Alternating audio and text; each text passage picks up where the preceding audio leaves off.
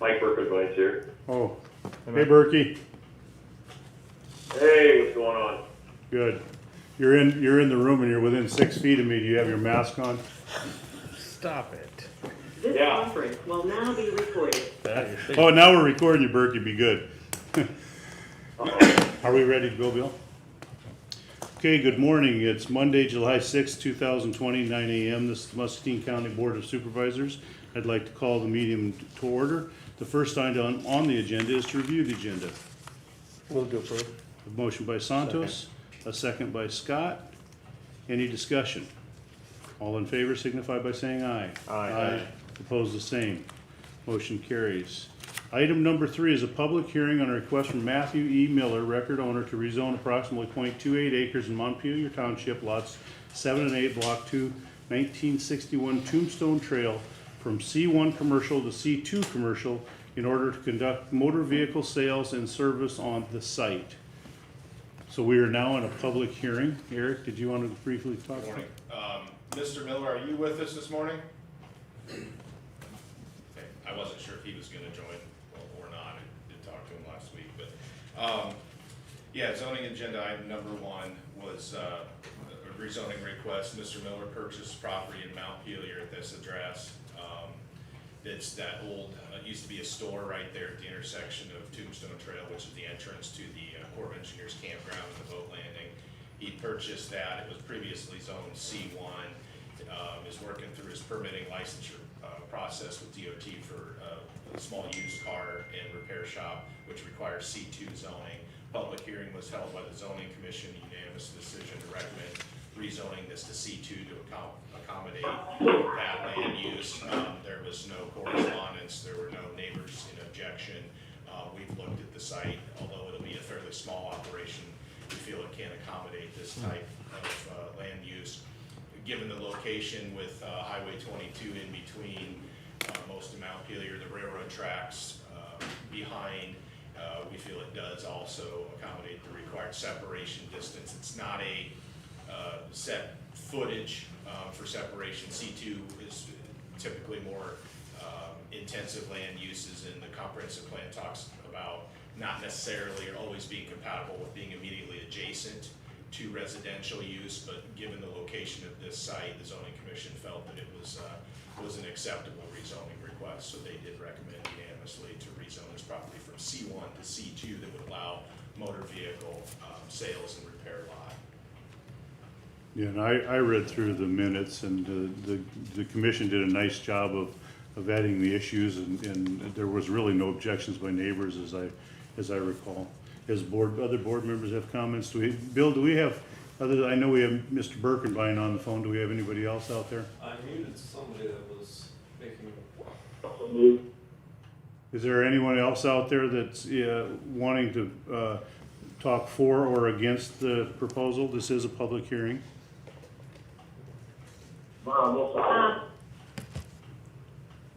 Okay, I think that was a no. Hello, this is Barbara Witchell. I just got on at 9 a.m. about the Birkenbein, but I didn't hear. I must have got in at the end of it. Yeah, we have not gotten to that one yet. We're on the Miller proposal right now. Okay, thank you. Yep. So this is the public hearing on the Miller, on the request for the Montpelier project. So do we have anyone on the line wishing to make comments for or against?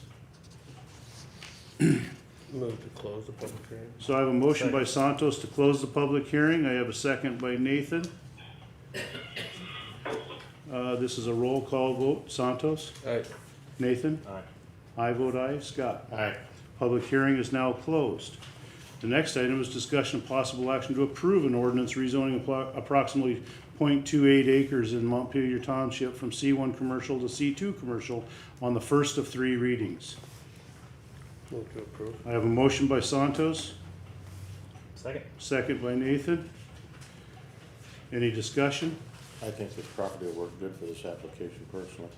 Okay. This is a roll call vote. Santos? Aye. Nathan? Aye. I vote aye. Scott? Aye. Motion carries. That was the first of 3 readings. Again, we will have additional readings on that.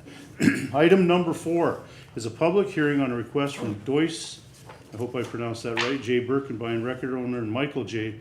and Don Birkenbein, contract owners, to rezone approximately 18.92 acres in Fulton Township in the southeast quarter section, 36T78N R1E, north of 160th Street, from A1 Ag to R1 Residential.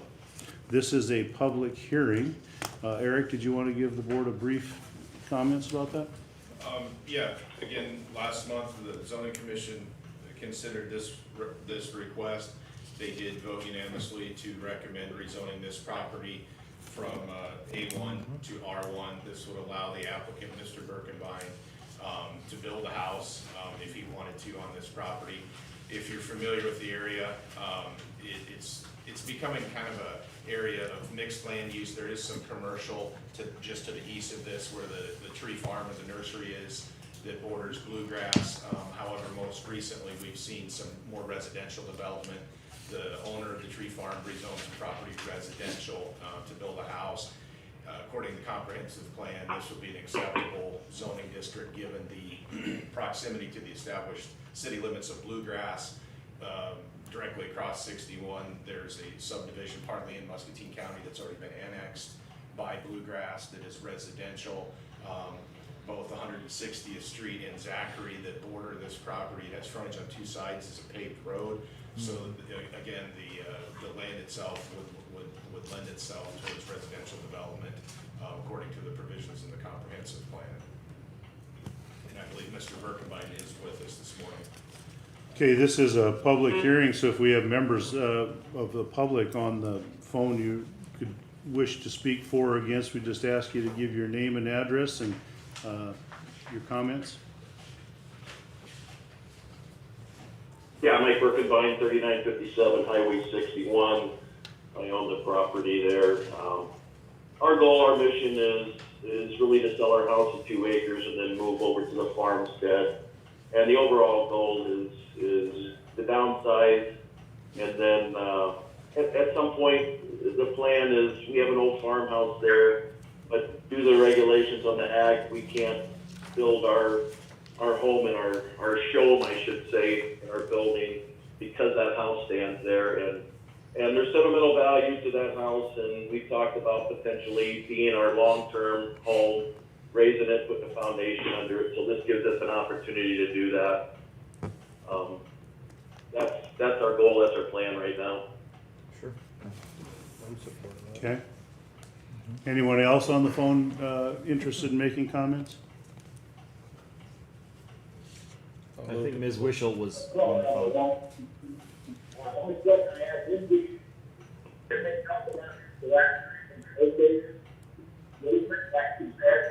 We're at, just a moment, we're having difficulty hearing what you're saying. Maybe if you could try moving closer to your microphone.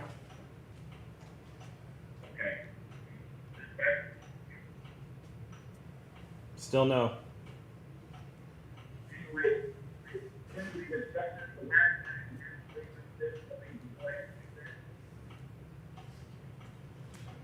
We're not We're not picking up anything you're saying.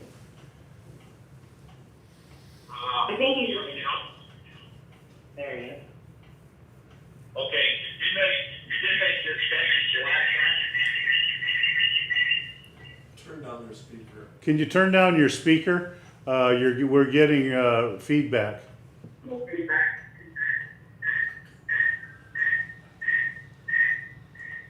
quite a bit. I muted them for now.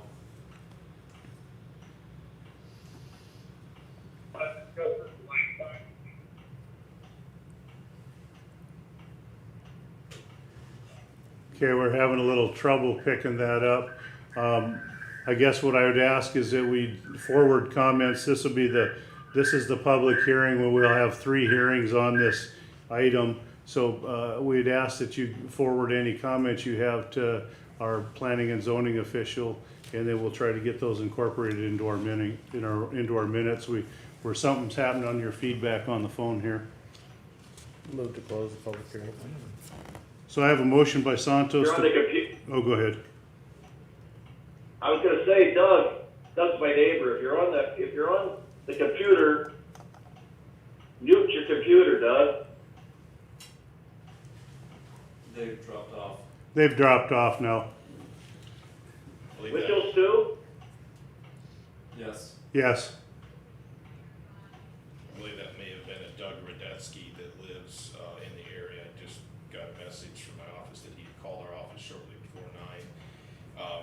He lives in the vicinity, but he's over 1,500 feet away from this property, just for the board's information, not an adjoining landowner.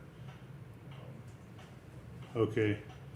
Well, yeah, I mean, he's down at the other end, and they're across the street from another piece of property I have, so I'm not sure why my current one really matters, because it's next to Ken Ferris, who, again, just changed theirs to residential with a commercial piece, so I'm not sure. They never talked to me about it, so. Okay, well, Eric, you can reach out to him, you know who it is, and it sounds like they reached out to the office. It's a little bit challenging with this, so we wanna make sure we get his feedback into the public hearing. So Santos, you, Yeah, I move to close the public. Santos has moved to close the public hearing, Second. and Scott has seconded. Is there any further discussion? This is a roll call vote to close the public hearing. Santos? Aye. Scott? Aye. I vote aye. Nathan? Aye. Public hearing is now closed. Item 4 is discussion of possible action to approve an ordinance rezoning approximately 8.92 acres in Fulton Township from A1 Ag to R1 Residential on the first of 3 readings. Move to approve. I have a motion by Santos, Second. a second by Scott. And for those listening in that were interested, we'll go through 3 readings on this. Sometimes, if we have no public comment, we will waive the second reading and go to the final, but there will be at least one more reading. Santos, how do you vote? Aye. Scott? Aye. Nathan? Aye. And I vote aye. Motion carries. Thank you, everyone, for attending this you. morning. Item number 5 are items with the county engineer Keith White. Item 5A is discussion of possible action to approve various utility permits. Good morning, Keith. Good morning. We have one permit today from Liberty Communications in West Liberty, Iowa. And they are basically replacing a copper cable with fiber, and they're starting at 1814 110th Street, and then proceeding east to Hayes Avenue, and then turning and going north to 100th Street. And the line then runs east to 771 Cedar Muscatine and west to 673 Cedar Muscatine. So they're basically serving those 2 houses there. Okay. I move to approve. I have a motion by Scott, Second. second by Nathan. Any further discussion? All in favor signify by saying aye. Aye. Opposed, the same. Motion carries. Projects update. On the G28 paving, they've been working back on west end, finished things up and correcting some deficiencies back there. You know, they are paved up just east of Funk's Hill, and ahead of there, there's a lot of staging, a lot of reconstruction, so they're working on getting that ready, so you're not gonna see the paver starting down the road east of there for some time. And up on Old 6, Highway 927, RF 58, most of the work is completed on the culverts up there, except for they're working on the twin box extension that's near York Avenue. And that's it in construction, barring any questions. Yeah, I had, and I apologize for this, I had somebody talk to me the other day, a rumor, I hate rumors. I asked them, please call the engineer's office, but they said the rumor was that as they come down past Funk's Hill and somewhere in there, that they were gonna lose access to their home for 3 days. I said, I'm not aware of anywhere on this project where you would not have the ability to come in or go out of the home. So, and I'm sure there are staging meetings. Don't know if this is the one. We have one person we hear from real regularly out there. I would encourage anybody that has a question about their specific circumstance to call the office. We'll do our best to get them an answer. That is the contractor's duty to keep those folks informed. I think they could have been told that, based on worst case, things going wrong. I mean, we have about a 30-hour maturity curve on that. Might be doing better than that in this hot weather. But, you know, the pavement isn't starting and stopping at every single person's driveway, so, you know, I think you could easily figure you're not in or out for a couple days, but they'll be told that when the time comes. I mean, it's impossible to start it and stop it at every single driveway. Right. But typically, they would be able to get around the construction somehow. Typically. Yeah, yeah. Yeah, and that's what I said. I said, really, without looking at the circumstance, you couldn't tell. I said to call out to the engineer's office, and if you have specific concerns, talk to them. So I think that would be a message for people if they're concerned, and I did let them know that, you know, that we expect the process to go a bit slower as we get into the next section, because it's a more complex. And when you have reconstruction areas where they're tearing out pavement and placing the modified subbase, I mean, they might be driving on rock for a while, is their way in and out, and you know, a number of people, that there's gonna be points in time where, you know, they, almost there right now where they can only go east, but there'll be a point when it gets up to them, there's clear time, they're only gonna be able to go west when they're paving east of them. But Yeah. there are a few houses that it passes that situation can't occur. Okay. Yeah, and I'm not as familiar with all of them, so. Okay, any other questions for Keith or comments? Keith, did you have anything else for the board this morning? I don't, thanks. Okay, thank you. Okay, item number 6, action to accept the Sheriff's Office Civil Department report of fees collected for the quarter ending June 30th, 2020 in the amount of $9,689.77. So moved. Motion by Nathan. Second. Second by Scott. Any discussion? I would just note for the public that this is about a third of the activity that we typically see out of the sheriff's office in a quarter, so this would be a indication of the effect of COVID on our enforcement areas. Okay, we have a motion and a second, no further comments. All in favor signify by saying aye. Aye. Opposed, the same. Motion carries. Item number 7 is discussion of possible action to approve the minutes of the June 29th, 2020 regular meeting. Move to approve. A motion by Santos and a second by Scott. Any further discussion? All in favor signify by saying aye. Aye. Opposed, the same. Motion carries. Item number 8 is correspondence. Santos. Had a meeting with the levy the levy meeting with the mayor and one of the city council members on the 29th. Also got a letter in regards to the new proclamation that the mayor had given, looking for the board's approval of this, and that's all I had for correspondence. Okay. Nathan? Like Santos, I received several contacts on the mayor's proclamation. Okay. I had several meetings on the levy with levy stakeholders, and we probably should have a brief discussion about that. Maybe we'll set that up for in a week out or so and have a board action. We're at a point now with there's been some opportunity for some EDA funding. Sherry has looked at how the board might participate in that and help that along, and I think there's some action possibly. So this is going to come together quite quickly here, I think. So we probably will put that on the next agenda to have a full discussion about that. And then I had, we did get a letter, if you recall, a couple of weeks back, we had a letter. We did not do anything with it because it was not signed We have received that letter again. It is signed.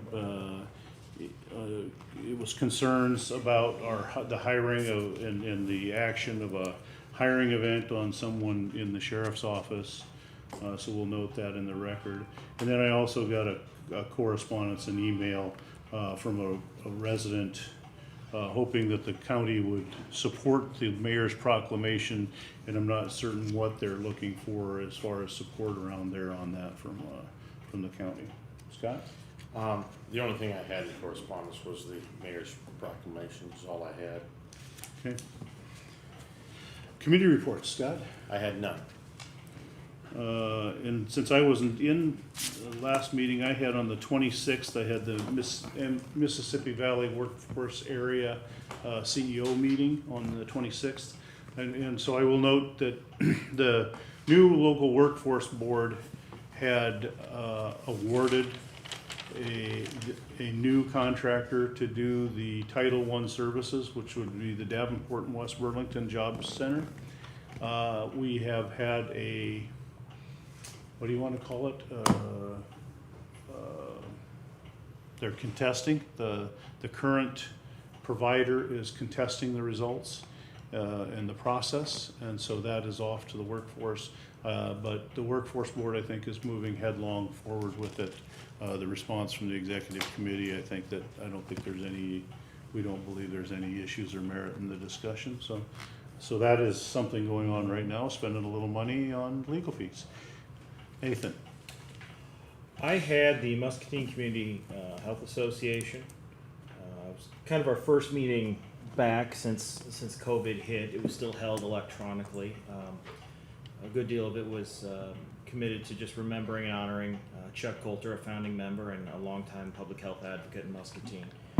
And also wasn't officially a committee meeting, but I do want to thank the residents of Fruitland who I think just pulled together. No organization or group did it, but they put on a fantastic parade over the weekend. And I understand fireworks, although thanks to kids I wasn't able to make it down for that. But it's great to see kind of a grassroots, the people doing something to cope with things that may be lost during a time like this. So it was really neat. Okay. Santos? I had on correspondence, I also got that letter, and I forgot, I also had the cash count with the treasurer on the 30th, but under meetings, I had a solid waste. We had all of the, well, not all of them, but we had a quorum for the meeting. We did discuss, the solid waste is brought in a new contractor that basically moves all of the trash and leveling there at the landfill, and the new company is a company out of DeWitt called Whitmore. They are also the same contractor used at the Clinton County landfill. Hearing from the city representatives, they were pretty satisfied, very happy. Obviously, a change from a new contract that has been in place for something up most of, I think, 20 years. So it's obviously a change, but I asked for pictures to start looking at some aerial site stuff of how much they've improved from what we had before. I'd like to get some of that to the board to see how they're adding value in this new contractor that is helping on that. Was that an RFP they let? Do you know? I didn't get that. I'm sure it may have been with anything with the city. They normally would do something of that nature. We also discussed that they're looking at where they're at with the landfill overall in regards to the cells. They're looking at 4 or 5 years. I think they have currently number 5 cell, another 8 years before on top of that till where they get to cell number 6. And that overall is about 13 years before then the county needs to make a decision if we choose to want to keep the landfill or looking at adding more cells. Just currently with where they're at, knowing that there had been partial parts of the landfill that now that they've gotten better recovery with the leachate and the ability to put these into the tanks and then reprocess it down over into the city Pollution control. cruise control and that. So, very good, productive meeting. They are down a little bit, overall on tonnage, but nothing major. I think about 5,000 tons lower than last year at this time, but that could be from a number of different things, but possibly even COVID related. Did you have discussions, I mean, I don't know if that group discusses like yard waste and compost site. So we did and have. recycling, these are all issues kind of still. We did, and we talked a little bit about, ownership of those locations, specifically knowing that the transfer station is owned by the city and that the actual compost, area is also owned by the city. That property, all locations are owned by the city. The county, in a sense, is the only owner of that site, of the actual landfill. So we had some good discussions in regards to that, and a little bit of just clarity around that, because there are some new members from representatives on the board that are representing West Liberty and Adolescent that had not probably been informed, knowing that we hadn't been able to have a quorum. This was actually a Zoom meeting also, just due to the fact that we've had so many challenges with getting meetings together. Okay, thank you, Santos. Item number 10 are items with the administration office. Item number 10A is action to accept an Office of Drug Control coronavirus emergency supplemental funding grant toward the sheriff's office in an amount of $18,031. Move to approve. A motion by Santos, Second. second by Nathan. Any further discussion? All in favor signify by saying aye. Aye. Opposed, the same. Motion carries. Anything else, Sherry? Did you have anything else you thought we need for the board this I week? don't know if Nancy informed the board, but we have a secretary hired that will be starting next Monday, sometime in the afternoon after the board meeting, so we're excited about that. Good. Good. Sherry, do you know when we're opening up the county building, Remember what? the new maintenance building? I don't, they're working on punch list items, we have the issue with the hoist and the door that Mike Nolan is trying to work out. So he and I have had some discussion about who has financial responsibility for that, what happens to the door we purchased as part of the contract. There's the cracks in the concrete. So there's some punch list items that we wanna have corrected before we start moving into the building, so I don't have a time frame, but I think it's gonna be soon. Okay. Well, I think we've been very willing to accept when it's a mistake or an issue's been on our end and have taken care of that, so I hope that everyone else would reciprocate that. Well, we've taken responsibility for issues that were not our mistakes too, so Yeah. this is Yeah. this is a little bigger one. Yes. Yes, I understand. Okay, next item on the agenda is to review information from county employees. Have any county employees with anything they'd like to share this morning? Bill?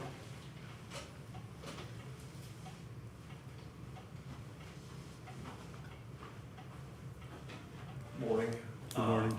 I wanted to let you know that we have ordered hardware for the current fiscal year that we'll be working on replacing our infrastructure downstairs that will allow us to move to a different virtualization platform that should help reduce some ongoing costs that we've had in the past, as well as set us up to do some other possible features going forward. We did have one unexpected cost that we're going to have to move forward with, which is to replace the cooling unit within the server room downstairs. And Sherry has the quotes, but I believe it was around $42,000 or $43,000 was the low bid to replace the current cooling unit with a new, more right-sized unit. So, current unit had manufactured date of about 2006, I believe. So it's been in place since we've been in this building, and it had a leaking valve that's causing some problems. So as it stands, we're relying on the geothermal system, Right. which when it's really hot and humid may or may not handle the temperature down there. So this is something we're moving forward with. We'll look closer to the end of the year and see if the building's budget between 42 and 43,000 was the low bid. And that's Crawford and Company, who we have a contract with for some other buildings. And Yep. both bids were putting in the same unit. It was just a considerable difference in labor cost. Okay. So, Okay. any other questions for me while I'm? Okay. Nope. All right, thank you. Okay. Anybody else? Jim, do you wanna? I didn't know, Yeah. so I didn't Perfect. want to not show up this morning. Appreciate If the board has any questions, as we react this morning to things that have developed, from my office's perspective, I'm happy to try to answer those, but I didn't want to not be here and not give you that opportunity if you had something particular on your mind. Yeah, I think that, you know, the question was, you know, we would certainly like to be supportive and in compliance with the mayor's proclamation to the best of our ability. So kind of currently, I think you and I spoke a little bit yesterday. I mean, the direction we've kind of gone with staff is, you know, we had the buildings closed to the public, we're open appointment only. We have masks available for staff and members if they feel it's required. You know, the question is, if we have public come in, you know, what do we do? You know, maybe we just post on the door, here's the proclamation. If you can't socially distance, then you probably should consider wearing a mask. But I don't, you know, I think most of our, where we have a lot of public, or the potential for public, we have put safeguards in place. I'm not sure that there's anything, I read the proclamation that would indicate that we need to mandate employees wear masks all day in their offices as long as they can socially distance. And that would be my reading of it as well. What I have done this morning, in an effort to try to at least address some of the questions that have been issued heretofore, is I have reached out to the Attorney General's office and I've sent a copy of the proclamation, and I've asked Mr. Thompson as the Solicitor General of the state to weigh in on this.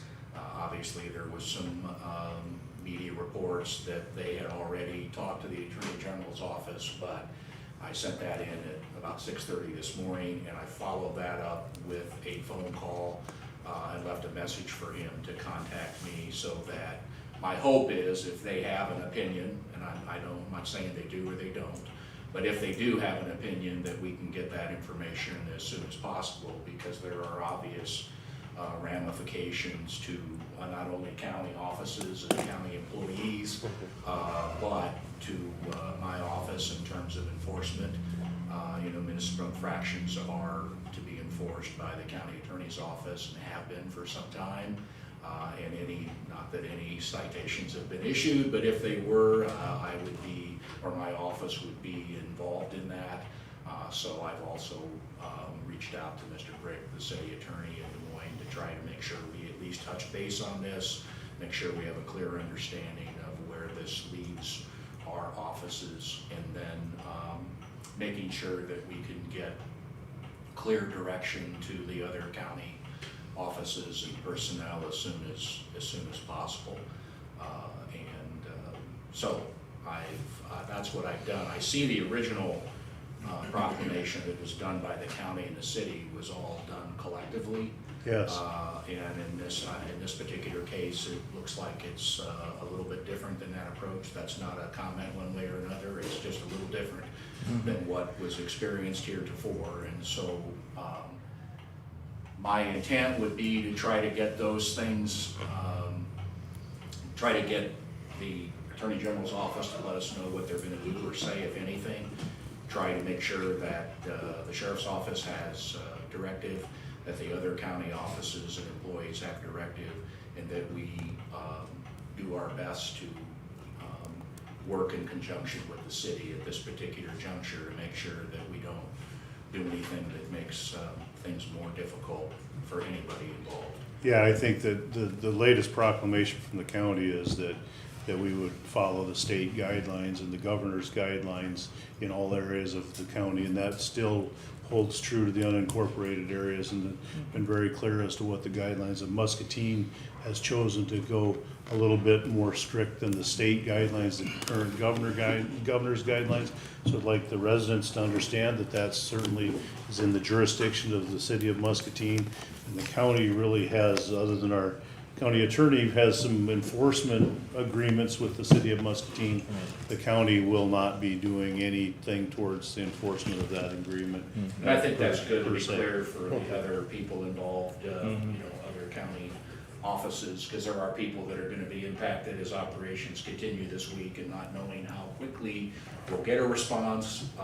You know, that may, there may be other cities that do the same and you know, that sort of thing. So I just didn't wanna leave it unattended this morning and not give you an opportunity to at least know that I've taken those steps on behalf of the county to try to get some clarification. And if I read the mayor's proclamation, it really mirrors quite closely what the governor has requested. She's just made it more of a mandate than a suggestion, which the governor says, if you're in a public space, your inability to social distance, then please wear masks, or masking is recommended.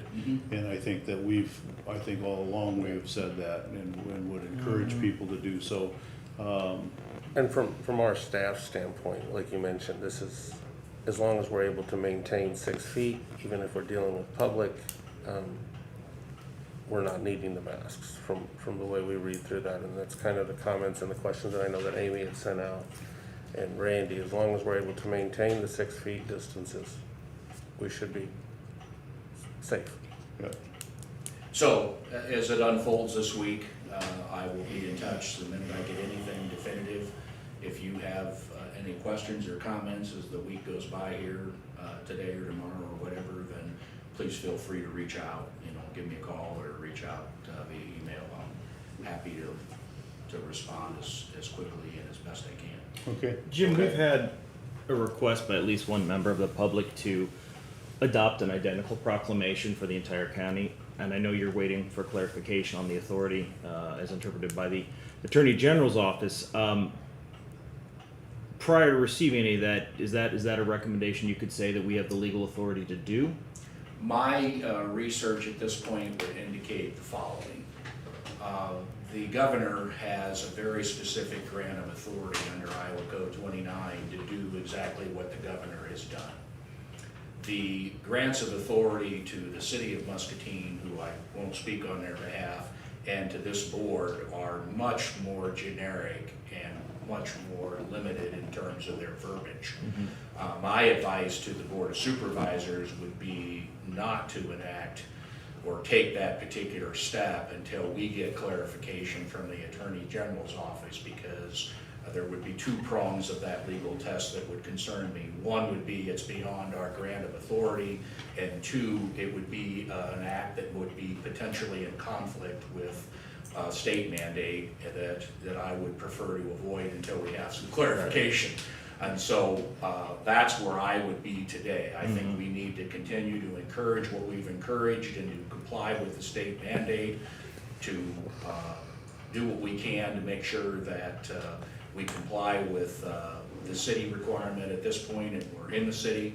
But that's what I would suggest. I would not be of a mind to recommend to you to proceed in that direction without some pretty clear authority, because I have reservations personally, that professionally, not personally, that's going to be questioned.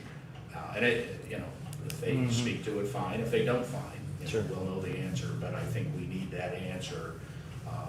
Would have been nice to have the answer before the conversation started, but that's not where we find ourselves this morning. Well, thank you. And I would just, I don't know if we can use this on behalf of request for clarification from the city, but I've received calls from churches asking, you know, what are we supposed to do? How do we do this? And I said, I'm not your lawyer, I don't know. That's a great question. I hope the city would offer clarification on that, and as well as for businesses. You know, I work in a small business here in town myself, and finding out, you know, I guess it leaked on a Thursday or a Friday, and then Friday. night, and then Sunday was officially announced. We had no time to learn how we were going to implement it.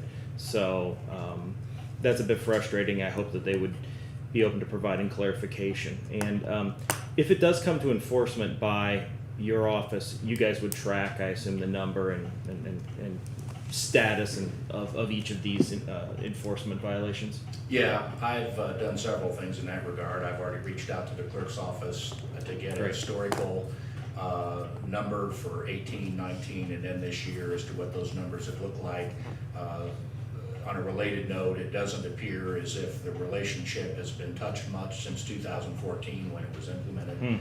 And so everything is just sort of status quo, which is fine. Sure. I've also reviewed the agreement, and I've reached out to Mr. Brick just to have a conversation about what this looks like. I mean, I don't think anybody envisioned a pandemic being part of this situation. At the same time, I can't imagine the police are interested in issuing a whole bunch of citations. And it'd be just nice to make sure we can get some real direction on the step and make sure we understand and make the best plan to go forward. So unfortunately, those things take time, and that's where we find ourselves this morning. And do you know offhand what the penalty, the possible penalty for It violation was up to of $500 is $500? what I had read, so and I think that's actually Section 1.3 of the city code? Is it? in the proclamation, so. Yeah. Okay. Yeah, I saw the code reference. I didn't get a chance to look it up. And I didn't, I just saw it, so in any event, that's what I can tell you as of right now. Okay? Thanks, Jim. Thank Thank you, you. and thanks for coming over, Jim, No we problem. appreciate it. Other county employees, Amy?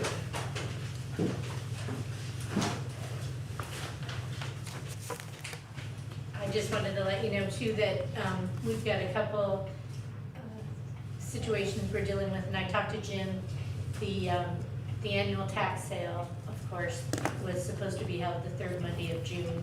And because of the governor's proclamation that extended all the penalties to now July 25th, we're into a new fiscal year already, and there's a question of whether the tax sale can be canceled, or is it just postponed to a later date? And we're waiting for clarification on that. I have talked to Jim's office, and he pretty much reads it the way that I do, that the county should have the authority to cancel the sale, which means that those taxes would just be sold at this coming June. The following tax Yeah. sale. And thrown in there together. The good news is, at year end, as of June 30, we only had just over $500,000 in uncollected taxes. So we did send out delinquent notices as a courtesy. And that's my objection to holding a tax sale, say in July or August, is we're working on the current taxes. It gets confusing if you're sending out tax sale notices, and we're still required by law to send out a tax sale notice and to do the publication of all the delinquent taxes, which is quite costly. So you're, and with just that little that's outstanding, I don't think it's putting anybody in a huge financial bind. Of course, there is a shortfall that affects the cities and the schools differently than the county, but I haven't heard any huge cry outs from Amy, I hate to put you on the spot, but I will.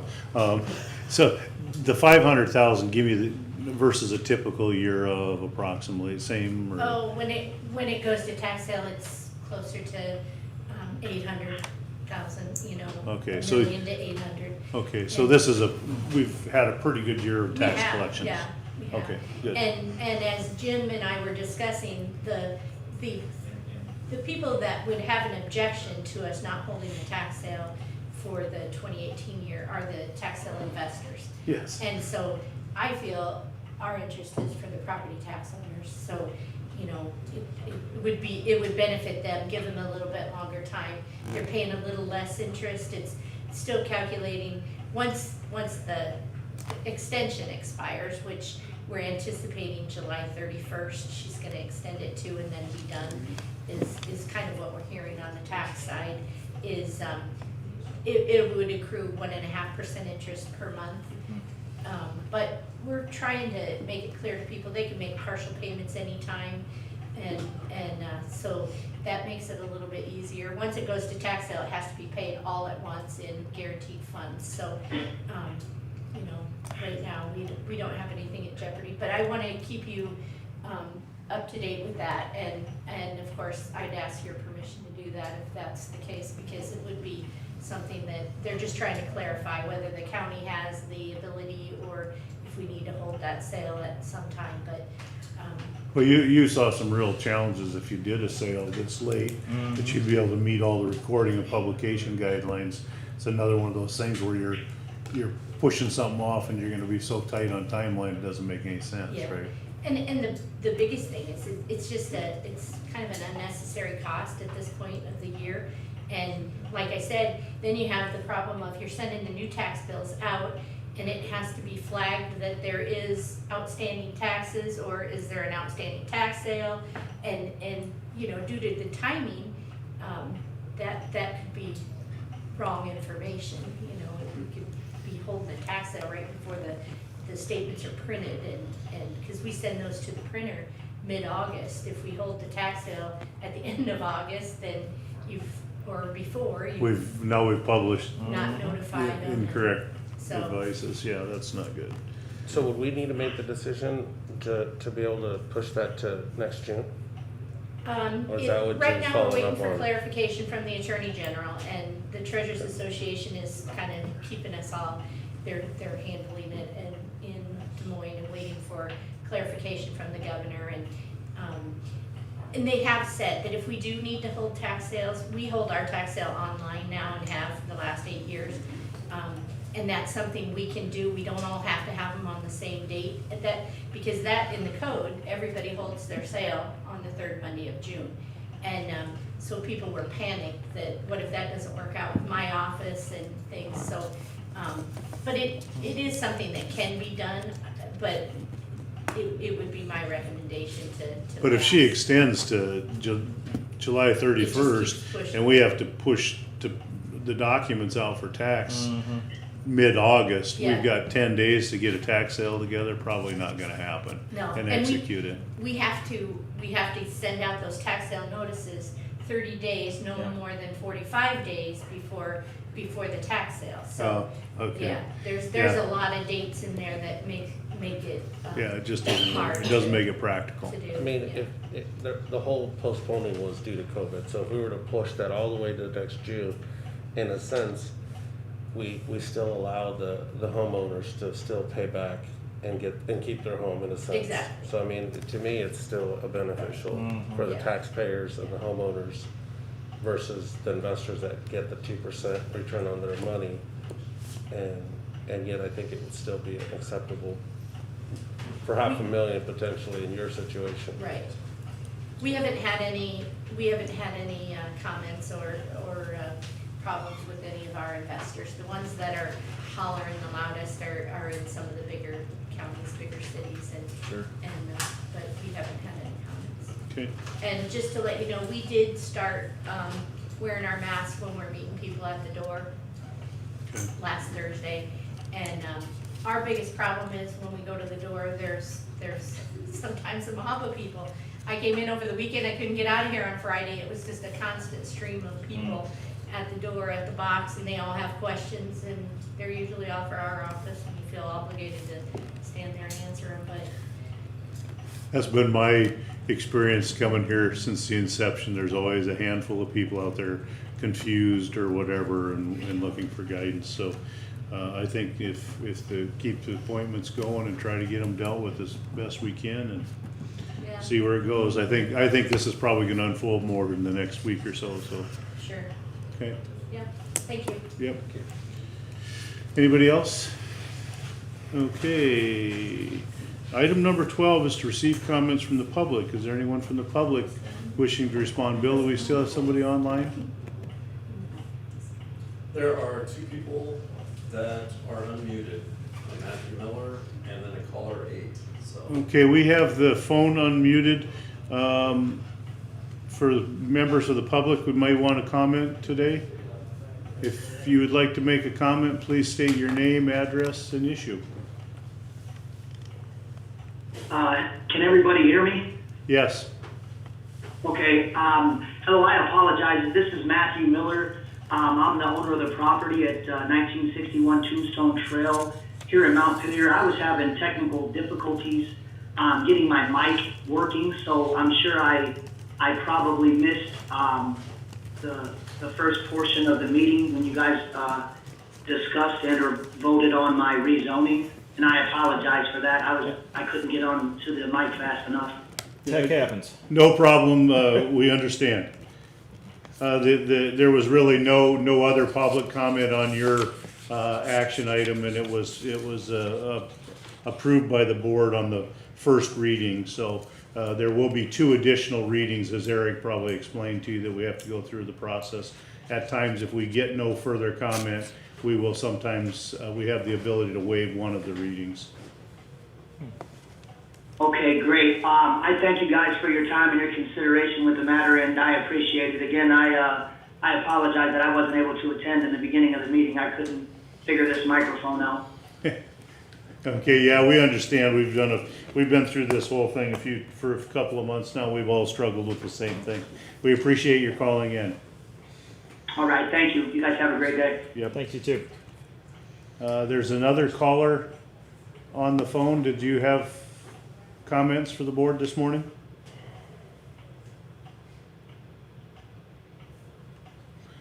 Hearing none, we will take a brief recess. Actually, there was one question, I'm sorry, that came in on the chat. That was, will the in-depth discussion be live streamed? Will the in-depth discussion be live streamed? Right, item 14. I do not know if I know there's no plans to live stream that, as we don't know. We haven't arranged with our contractor, and we don't know how long it might take.